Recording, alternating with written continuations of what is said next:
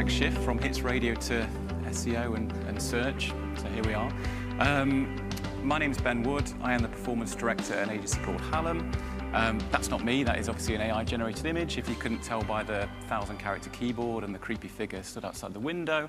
But that is a good representation of how I, and I'm sure many of you in the audience, feel about the current state of search. Because for most of us, in the last 18 months to 2 years, traffic has dropped off a cliff. And my talk today, within, well, what's remaining 12 minutes and 27 seconds, is how to fix that problem. So I'll try my best. Does this work? OK, fine. So in terms of where we've come from this kind of 2 decades worth of time from this concept of 10 blue links. So much easier to measure. Obviously, a user would have to browse a lot more and discover different websites, click on those websites. And that's all changed, obviously. I think we've realized in the last 18 months, certainly for many publishers and news brands, how reliant we've been on that old way of searching. The first thing that caused us issues was probably a couple of years ago when we saw the rise of answer engines like ChatGPT, Perplexity, Claude, and Google's Gemini. So the shift from search to getting the answer directly in the platform without having to mess around. So it makes it much easier for the user, essentially, although some of the results are pretty crap, but much more difficult for us as marketers to get visibility and to measure that visibility. As a result of that, we've seen Google essentially racing to become OpenAI before OpenAI can become Google. They're going all in on AI. They've obviously launched AI overviews, which initially were a bit shit, and they've gradually got a little bit better over the last 2 years. They've then, in the last 6 months, launched this AI mode concept, which, again, if any one of you tested it and used it, is also a bit shit. But it's coming. It's going to most countries now in Europe and the US. If anyone is hoping that it's going to get a little bit better, or at least not get any worse, then I'm sorry, it's probably going to continue to get worse. This was a quote from a couple of months ago at the Google I/O Summit from their head of search. And she was essentially talking about search becoming more of a chatbot-like experience, more AI overviews, more summarization for the user, more difficult for us yet again. It's all very sad, sorry. There's more disruption as well. So not just in terms of those platforms that are emerging and Google being more and more AI, we're also seeing social platforms now being used more and more by everyone, but more so by kind of Gen Z and the younger generation. There's a piece of research that came out last year which pointed to a variety of different searches, and it showed that for certain search queries now, Gen Z are turning to social platforms as opposed to Google, not just for scrolling and browsing content, but for actually looking and discovering brands on those platforms as well. So the challenge for everyone in the room, whether you're a publisher, a B2B brand, or a B2C brand, is how the hell do we grow our revenues when most searches no longer result in a click? And certainly for publishers who've been massively reliant on search as a #1 traffic driver, this is a major, major problem. So within 10 minutes that I've got left, I'm going to try and pull up 3 bits of advice that will hopefully set you in good stead with this AI future. The first one, I'm going to start with the basics. So I do think it's important, albeit that LLMs won't drive the same amount of traffic, in all honesty, as Google that we've been used to, but you still want to make sure that your brand is visible and being included in those conversations on LLMs. So I'm going to talk to you a bit about the fundamentals of how you would do that and the different levers you can pull. So I'll start with a little bit of theory, how these LLMs typically work. So one piece of technology they use, if you can see it quite visibly in Gemini if you use it with that little screenshot I took on the left-hand side, they use a process called query fan-out. So it's essentially replicating the number of multiple searches we would use as humans to go away and trawl through Google for a bit of information, and just massively speeding it up. They fan out that initial query into 10 or so related queries, and they regurgitate a response from those results. Now, that means that in actual fact, just doing, I'm not saying SEO is anything you need to do, but just ranking well in those primary data sources is the #1 thing you need to do to start with. There's no point chasing the shiny new tactics if your brand is not visible for those same queries in Google and in Bing. Because as you can see here, for most of the major models, they rely on, as a primary data source, Google search and Bing search. There are, however, things that are becoming more and more important for visibility in LLMs. The #1, in my opinion, is citations and brand mentions. So if you've ever used Perplexity or ChatGPT, you'll quite visibly see in the results like where they got this information from. And essentially, if your brand isn't mentioned on those different sources and cited as one of the options, you're not going to be returned in that result. So it means that PR and brand are again becoming more and more important for organic visibility, and it means it's much more difficult to game the system than it might have been 10, 15 years ago with traditional SEO tactics like link building. You can't really do that anymore and get success.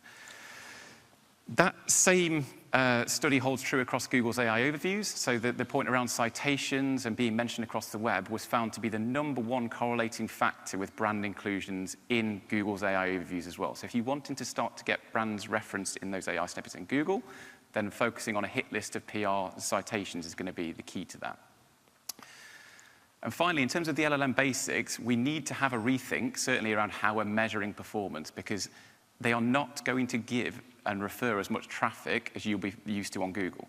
It doesn't work in the same way. It's all around having your brand cited and mentioned in the results. The sources and the actual links are not very visible. They want to keep you in that platform and keep you searching in ChatGPT Perplexity. So this concept of share of model or share of LLM has been bandied about in the last 12 months. And there's a number of tools that have now become a bit more reliable in the last 6 months. There's one here called Profound, which has got a great deal of investment recently. And there's also ways you can kind of freestyle this if you want to do it with like scripts in Gemini. So it's essentially measuring how many times your brand appears in these LLMs for a set of queries compared to how many times your competitors appear. And you can also measure sentiment and things like that as well. So my second piece of advice, moving swiftly on, is what seems quite obvious, but massively overlooked by people who are responsible for search and discovery for most brands, is this need to reduce our reliance on Google by building a more diverse kind of discovery strategy. So I think we all understand that people spend time outside of Google and outside of LLMs, obviously. I barely spend any time on Google unless I pick my iPhone up and search for it on there. So imagine if Apple launched their own search engine, you would really be fucked. So thinking beyond Google is essentially the concept of being discovered on different platforms across the internet, not just launching content for the sake of it, but looking into what people are actually searching for on those platforms and then optimizing your content strategy and the stuff you post on there to be more visible when those searches are carried out. At Hallam, we call this total search. There's a number of different platforms on here. That could change depending on where your audience spend the time online. You don't have to necessarily do all of these on the screen.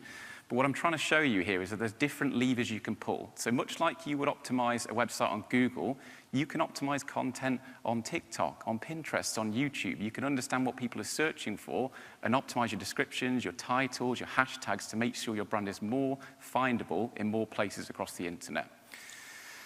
Now, for anyone who's familiar with how search works, there is a tool called Google Keyword Planner that many people in paid media and SEO would have used for years.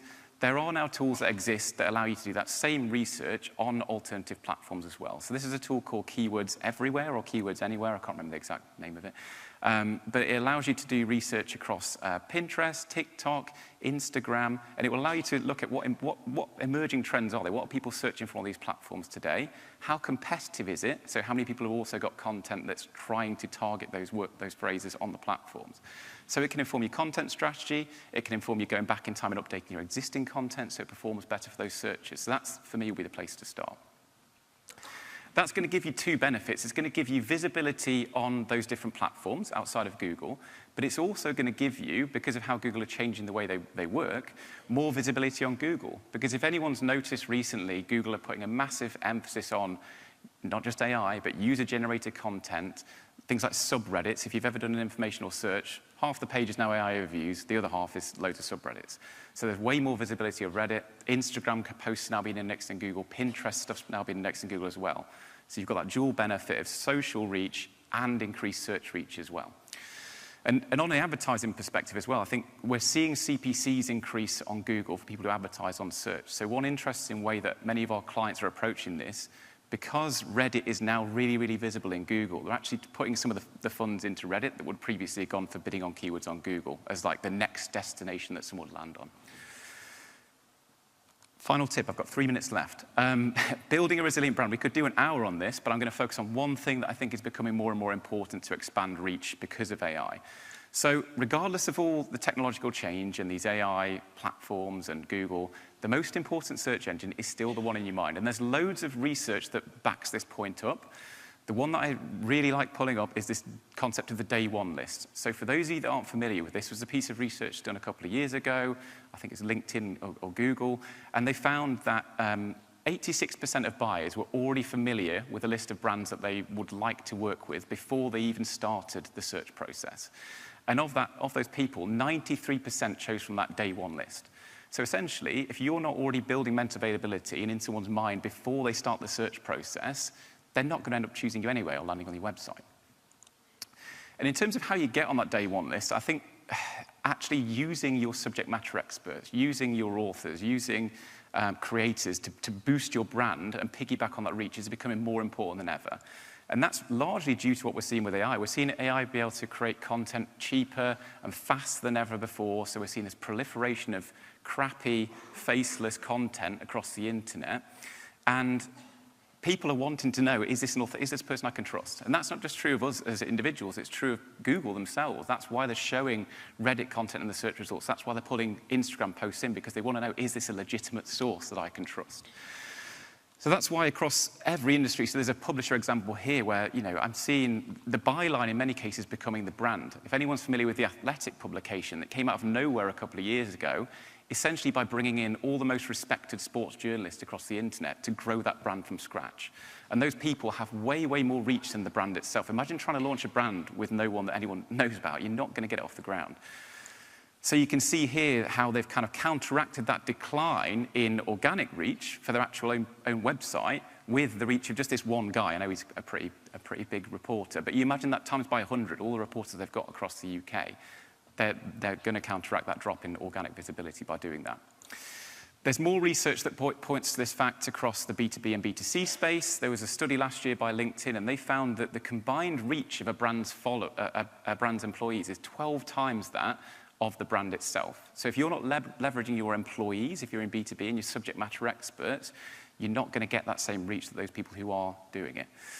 And you can see here, this is why you'll see the rise of some quite cheesy videos, but a lot of short-form content from experts in B2B organizations. You'll see CEOs now getting on and posting authentic short-form content, sales leaders doing the same. So there's move away from kind of like more polished, high-end production that you would typically see in the B2B space to just getting their team to start talking and using their following to get the brand out there. And obviously, we've seen this for many years in the B2C space as well. So obviously, with the example of Currys from a couple of years ago, their social media team essentially became the face of the brand online to get that genuine human connection. So we know that it's something people care about, and we know it's going to be important in this era of AI. So I've got 18 seconds left, and I am bang on time. So I am about done, Samuel. I'll leave you with 3 tips of how to win on the era of AI search. The first one, prioritizing authority and credibility. So understanding how these LLMs work, you need to be getting cited. You need to be focusing on PR to get your brand listed in the sources that those LLMs use to surface information. The second point is around optimizing for multi-platform discovery, not just thinking of search as a Google thing. It is every platform people can now search on, and they will continue to search on those platforms. And finally, showcasing your expertise through credible authors, writers, and subject matter experts to optimize the reach of your brand and connect on an emotional level with your customers. That is everything I have time for. I had to show Chris Wood scoring against Man United last year because I am in Manchester, so sorry.